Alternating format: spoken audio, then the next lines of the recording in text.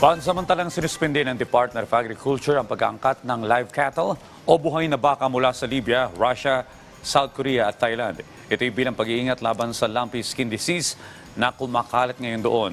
Si Bernard Ferreira sa detalye. Nangangamba si Genrito sa kanyang negosyo. Nabalitaan na kasi niya ang lumpy skin disease na tumatama sa mga baka sa labas ng bansa. Ito ay isang sakit sa baka dahil sa virus na naililipat ng mga insektong sumisipsip ng dugo tulad ng lamok at garapata.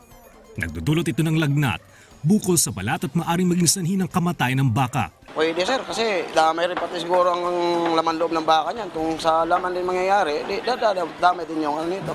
Pero kayo po bilang nagtitinda, ano po posibleng gawin ninyo pag may gano'n? Ano sir, parang control muna sa pag-angkat ng payitan. Kasi siyempre matumal po yan. Maging si Rose, nasuki ng karne ng baka. Hindi raw muna bibili ng karne ng baka kung sakaling may maita ng lumpy skin disease sa bansa. Pag ano talagang nasa news na, siguro avoid tayo sa ganun. Kasi mahirap na eh. Pagkain kasi yan. Hindi nakakahawa sa tao ang lumpy skin disease. Maaring makontrol ang virus sa pamamagitan ng culling o sa pagbabakuna. Ayon sa Department of Agriculture, ang temporary ban sa pagpasok ng buhay na baka mula Libya, Russia, South Korea at Thailand ay precautionary measure. Wala pa namang kaso ng lumpy skin disease sa bansa pero matumal ang bentahan ng karne ng baka sa Mega Q-Mart. Pero ang dahilan, walang pasok ang ilang kantin sa mga eskwelahan. Sa ngayon, wala pa namang pagsipa sa presyo ng karne sa palengke, lalo na sa beef.